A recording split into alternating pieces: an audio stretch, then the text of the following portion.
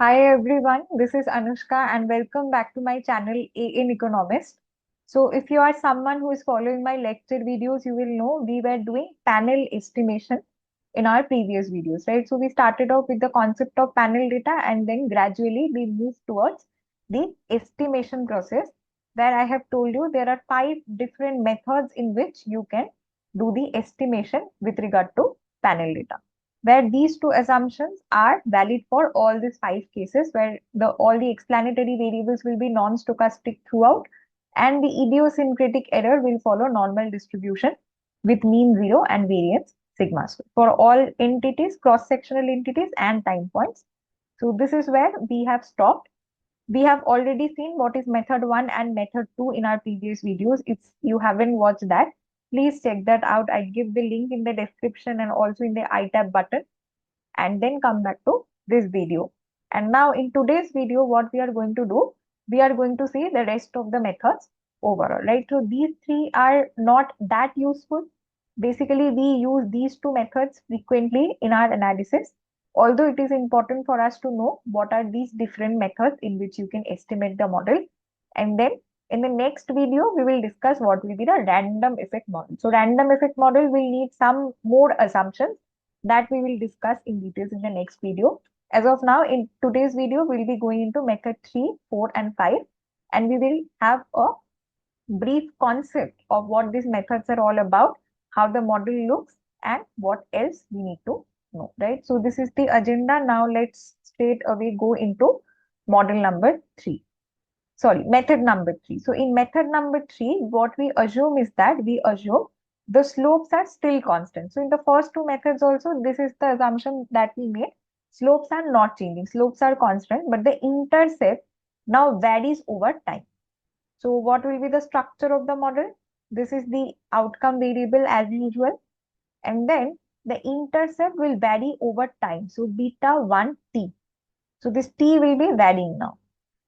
And then the rest of the things will be same. Beta 2 is a constant. Then you will have x2 it plus you have beta 3 x 3 it plus u it for all I and so this will be the new structure of the model.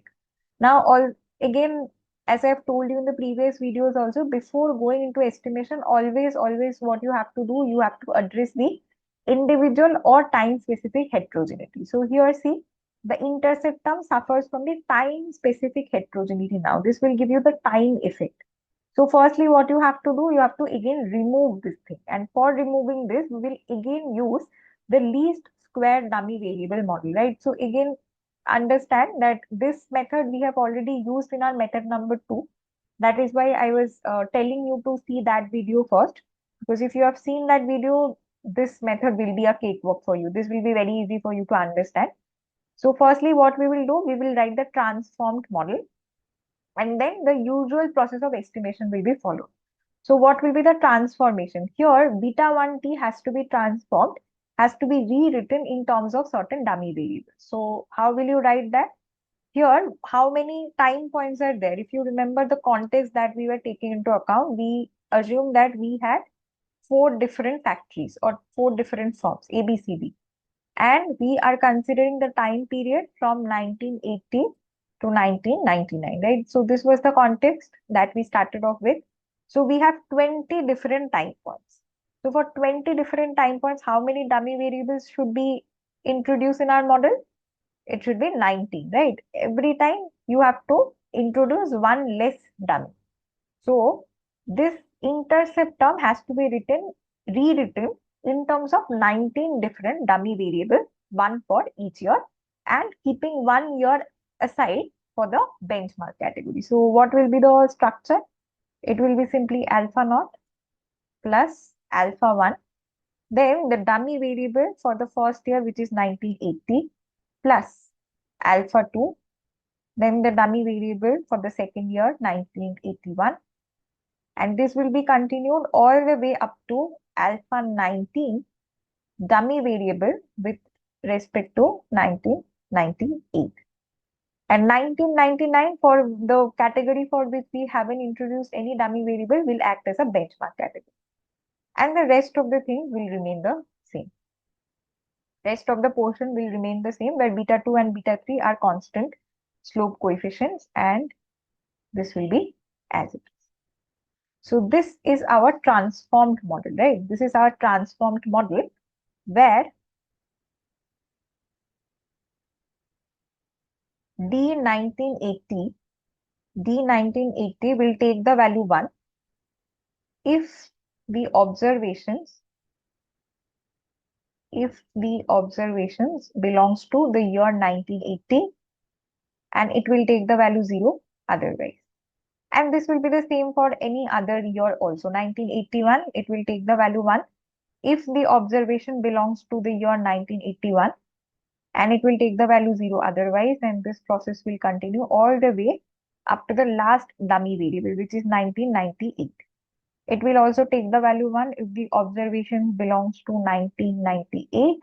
It will take the value 0 otherwise, right? So these are all the dummy variables that you introduce. So you have converted the entire model that has time specific effect firstly into a model which is estimable now.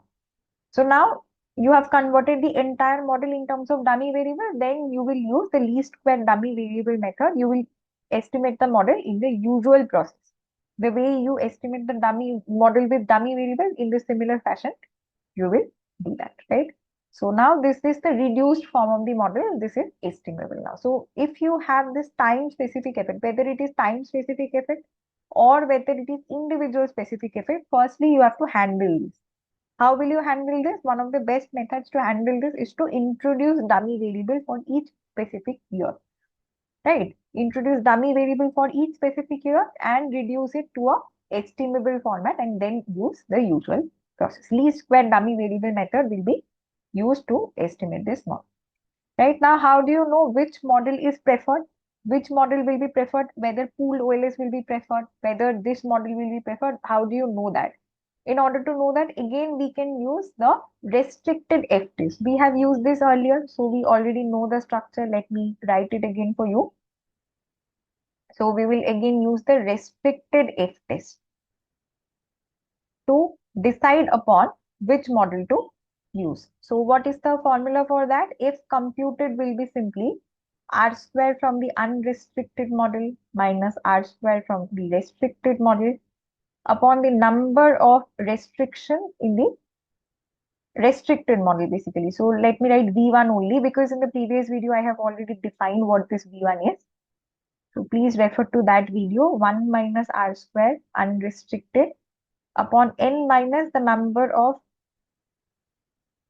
parameters in the unrestricted model. So number of parameters in the unrestricted model. Or you can also call this entire thing as V2.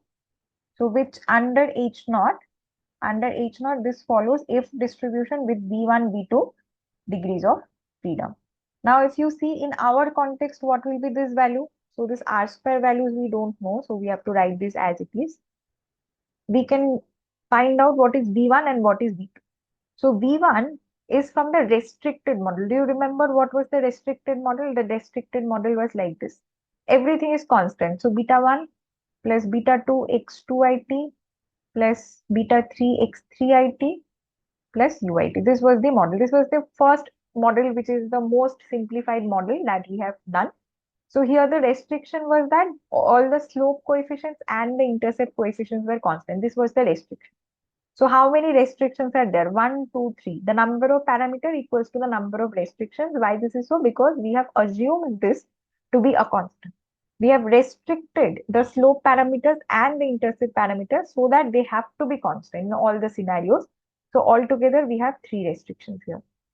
And now in the denominator, 1 minus R square of the unrestricted model upon n minus, n is 80 in our context. Now, number of parameters in the unrestricted model. Understand this, how many restrictions we'll have in this particular model. Can you pause the video and think how many total parameters are there in our reduced model? That is what we have written in form of dummy variables. Can you pause the video and think? So see, here from alpha naught all the way to alpha 19, you have 20 parameters. Can you understand this? This is 1, this is 2, this is 3, all the way up to 19. So if you start from 0, 0 to 19 means 20, right? 0 to 19 means 20, 0 to 10 means 11, right? One more is there.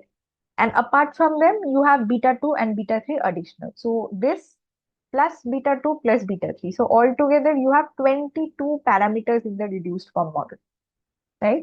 Altogether, you have 22 different parameters in the reduced form model. So it will be simply 80 minus 22. So altogether, if you write, you can write this in this fashion. 80 minus 22 is simply 58. So under H naught, this will follow if distribution alpha level of significance 3 and 58 will be the respective degrees of freedom. Now, how do you decide the rule? How do you decide the rule? Rule is simple. If f is greater than f alpha v1, v2, then the restricted model will be invalid and you should use the current model. Current model means the model that we are currently using, the reduced form model basically. The model where we have introduced the dummy variable, use the current model. So this is the basic rule that you have to follow, right? So this is the model number 3, which is the absolute same specification. Only the difference is here. Only difference is in the intercept. If you know understood the previous models, then this should not be much of a problem, right? So this is the overview of the method number 3.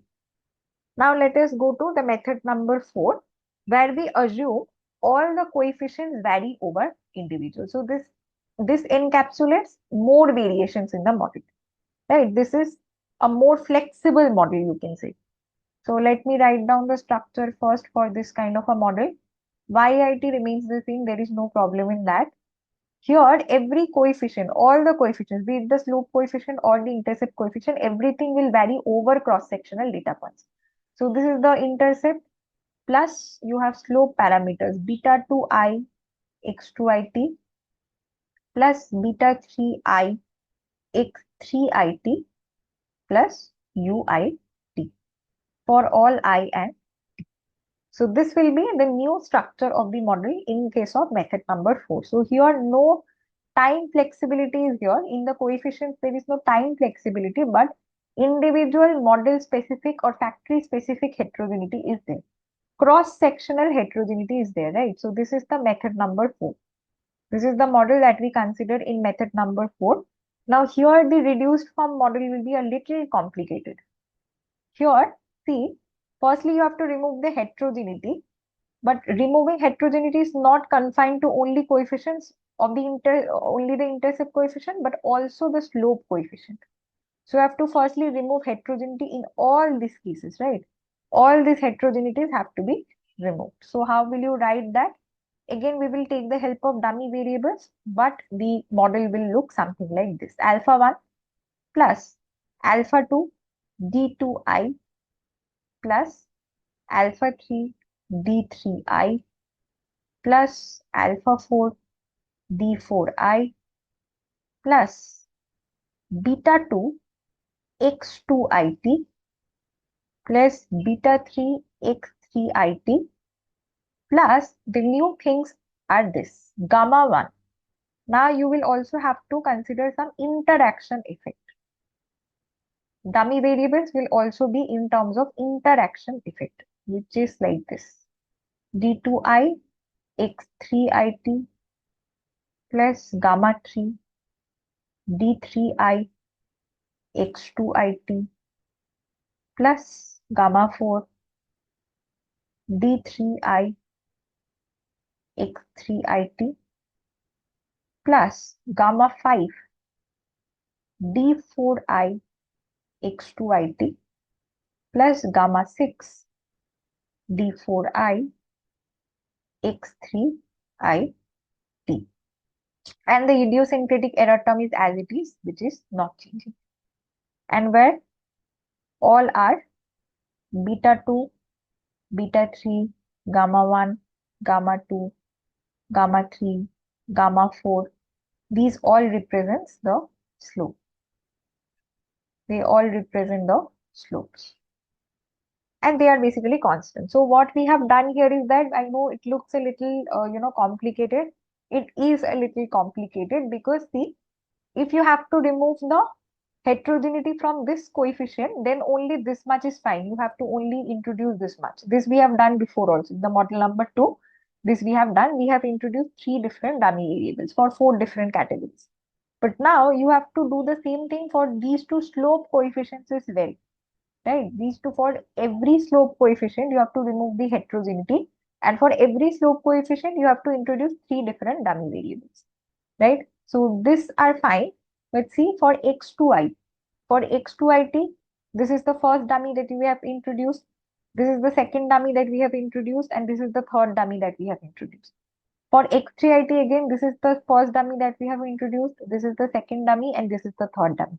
So for every slope coefficient, individually we have to remove the heterogeneity, and for that you have to separately introduce 3 dummy variables each, right? That is why this model looks a little complicated, and these are known as the interaction dummy. These are known as the interaction dummy. Every if you have to remove the heterogeneity from the slope coefficients, what you have to do, you have to introduce the interaction dummy. Everything that I have marked in yellow circles, they represent that interaction dummy, right? So let me write a little note for you so that you get this thing. Here, the slope coefficients, or the slope coefficients, that is gammas basically, are called the differential slope coefficient. I have made separate video on dummy variables also. If your dummy variable concept is not good, please check that out. What is dummy variable? What is dummy variable trap? Which is an essential concept for understanding this thing, right? So everything that we are doing, we are using the dummy variables in order to avoid having heterogeneity, whether it is individual specific or it is time specific. That is what we are doing. So the slope coefficients, which are gammas basically, you can take a look at this. All the gamma coefficients that we have introduced, 1, 2, 3, 4, 5, 6, 6 different gamma coefficients that we have introduced, they are known as the differential slope coefficient. If one or more of the gammas are statistically significant, are statistically significant, which basically implies null hypothesis is basically 0 is rejected. This thing is rejected. This thing is rejected means they are statistically significant, basically. Statistically significant for one or more I, then one or more slope coefficients, one or more slope coefficients are different from the benchmark category. Benchmark category, or what we call as the reference category. So what we are essentially doing is that we are here just interpreting what we have done. So see here, this gamma portion is the extra thing that we have done, right? So this is the extra thing. This differential intercept coefficients are not introduced before in any of the previous model. Why we are introducing this? To eliminate the individual specific effect from the slope coefficient. That is why we have introduced this term individually. For every slope coefficient, we have introduced 3 different dummy variables in the interaction format, which is different. Now, what is the interpretation of that? What will happen if they are significant? If these gamma coefficients, one or more gamma coefficients are statistically significant, which basically means this gamma equals to zero, this null hypothesis is rejected at some significance level, say 5%, then it means it will, how do you interpret that? It will definitely mean that one or slope coefficients are different from the benchmark category. There is some sort of difference, right? There is some sort of difference of that particular year with respect to the benchmark category. Benchmark category means 1999. This is the year for which we haven't introduced any sort of dummy variable. Remember? Let me take you through the thing. So see, here for the benchmark category, we haven't done anything. For the benchmark category, or I should say in terms of the individual units. So basically for the form D, with respect to the specific units, if you consider, that will be form D. For form D, we haven't introduced any of the dummy variable. So every coefficient, when you see that they are significant, it will imply the difference. It will imply the difference of that particular category with respect to this benchmark category. So here, can you tell me how many different coefficients will be there? How many different coefficients can you interpret? Six different coefficients, right? There are six different coefficients you can write in this particular fashion if you want. And you can do a small homework. Let me write the coefficients for you. So x to it. Here, if you take the coefficient of the x to it, wherever you have x to it, see here you have x to it, here you have x to it, and here you also have x to it. So what you can do is that for the first x to it, this will be d to I. This will be one thing. It will have a specific interpretation. Again, x to it will be with this gamma 3 d3i. In the similar fashion, you will have six different things, six different coefficients that you can interpret. So the next one will be in terms of x to it. This will be beta 2 plus gamma 5 d4i. And then you will have the same thing with respect to x3its as well. 3it, this will be beta 3 plus gamma 2 d2i. x3it beta 3 plus gamma 4 d3i, and x3it beta 3 gamma 6 d4i.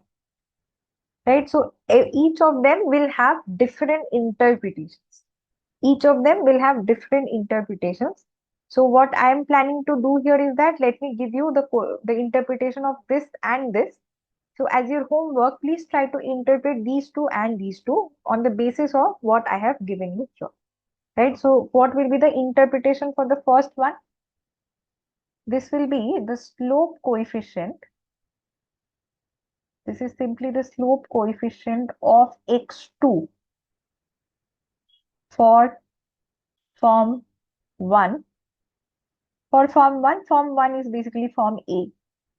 Form A.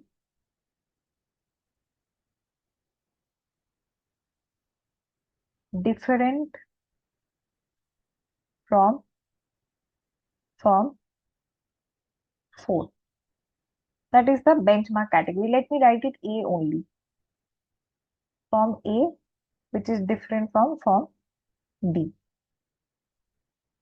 For D2I equals to 1. So this is basically the entire interpretation of this particular thing. In the similar way, you can do this for case 4, which will be the slope coefficient of x3 for form A, which is different from form D, when again d2I is equals to 1, right? So in this particular way, what you have to do, you have to interpret each of these things. I have done the two basic things using the same format. Please try 2, 3, 4, and 5. Sorry, 2, 3, 5, and 6, right? These are for your homework, exactly the same thing. So you have to just interpret all these things, and this will give you an idea of how this works. So in model 4, what we have done, let me do a quick recap. This is the model which has more flexibility in terms of individual heterogeneity. In order to remove that, you have to introduce not only individual dummies, but also interaction dummies, right? Not only individual dummies, but also interaction dummies has to be introduced. And then what we have done, we have individually interpreted each of these slope coefficients, right? These are all slope coefficients, 6 different slope coefficients you will have, and every slope coefficient will have different interpretations, which is very important to understand. So this is a complicated model. Again, you manually don't estimate it. You will use the software packages, R, Stata, Python. All the software packages will help you to execute this kind of an estimate, right? And then you have a final method, which is method number 5, which is the most flexible method, right? This is the most flexible method. Method number 5 says that assume all the coefficients vary over time and over individual. So basically, in the first case, in the first method, we had least flexibility. Everything is constant basically. So that was the most restriction was there. And gradually we removed some of the restrictions and we landed up to method number 5, where we assume that all the coefficients vary over time and over individual. So everything is variable now. Nothing is constant. It's the most flexible model. So let me give you the form of this particular model. So YIT will be beta 1 IT plus beta 2 IT x2 IT plus beta 3 IT x3 IT plus UI T for all I and T. So this is the case. This is the most flexible. This is the, model which truly represent the panel data in the truest sense. So the intercept also varies with time and individual, forms or individual cross-sectional points. Also, the slope coefficients also varies both with the time and the, individual cross-sectional data points. Basically, cross-sectional units. In our case, they are the different factors, 4 different factors. So these are the most flexible. Let me write most flexible model. Most flexible model varies with time and also with the cross-sectional data points. Right? Varies with time as well as cross-sectional data points. Usually, manually, again, it is not possible to estimate this model. You have to take into account some sort of packages, and packages will directly help you to do that. Also, it is not very common in real life. Usually we don't estimate this kind of model. Let me give you some sort of interpretation of this model, why this is complicated. This model is complicated because each unit I and each unit T has its own regression equation. So for everything, you can write it in a vector format. Do you understand this? You can write this entire thing in vector formats. We are not talking about a single equation now. For every unit of I, for every cross section, so when I equals to A, you will have a separate equation. B, you have a separate equation. C, you have a separate equation like this. Also, for varying time points, for 1980, you will have a separate regression equation. 1981, you will have a separate regression equation. So multiple equations will be there. Each unit of time and each unit of the cross-sectional period will have its own regression equation. That is why too many regression equations will be there. And this model captures the maximum heterogeneity. Maximum. You cannot have any other thing. Every heterogeneity that your data set may have, this model will capture it. So the maximum heterogeneity will be captured using this model, allowing both the behavior of slopes and the baseline to change for every panel unit over time, right? And how do you estimate this model? As I've told you, rarely estimated. This model is rarely estimated because too many parameters are there. So can you imagine how many regression equations will be there? For every, here I have taken a very small example, only 4 cross-sectional units and only 20 different time points. Then also you will have so many different regression equations. You can, completely write it in a matrix format basically. So it's a very complicated thing. Manually, it's impossible to do. So too many parameters will be there. because you have too many regression equation, automatically parameter also gets inflated. So manually you cannot do that. Directly it's impossible to do, but you can use some different methods. For example, hierarchical model, basically they are different set of models, or mixed model can be used to estimate this. Bayesian frameworks are used, non-parametric techniques are used, and random coefficient models are also used. So usually in our general methods, you cannot estimate this model because it will be too complicated to handle, right? It's too complicated to handle. So you have to use different methods, which we usually keep for our purposes. We usually don't go into this. Bayesian framework we will learn in some separate video. But this hierarchical model, non-parametric, if you are a researcher who is doing research in this particular field, then obviously you have to know this. But for our purposes, we are not going into this, things, because in our undergraduate, postgraduate level courses, this is absolutely not needed. I have gone very deep into this. If you need more information, you can definitely check out different books on this. I can also give you some recommendations if you need. But individually, they are different methods, separate methods, where you need deeper understanding of this. So I haven't done this in this particular lecture or in this particular playlist. But if you need more, then I'll go into that in some separate video, right? So as of now, you can just remember that this is the structure of the model, and this, for every coefficient, you will have separate regression equation, be it for each cross-sectional unit, be it for every time period. You will have different regression equations. So altogether, it's basically a matrix representation only. Maximum heterogeneity can be captured, and these are the different techniques in which you can estimate this model. Right? So this is all about the 5 different techniques that we have done. We have not touched upon the random effect model. For random effect model, we need some separate, assumptions that we will do in the next video. Our next video will be dedicated for that only. That is also a very, important concept. Fixed effect versus random effect model that we will do in the next video, right? So stay tuned for that. As of now, if you have any questions from the methods that we have discussed, you can let me know. And if you like this video, please hit the like button, and do subscribe to this channel in Economist, because that gives me immense motivation to continue making such useful videos for you. I bring 2 to 3 videos every single week, and I plan to keep on making such videos for you.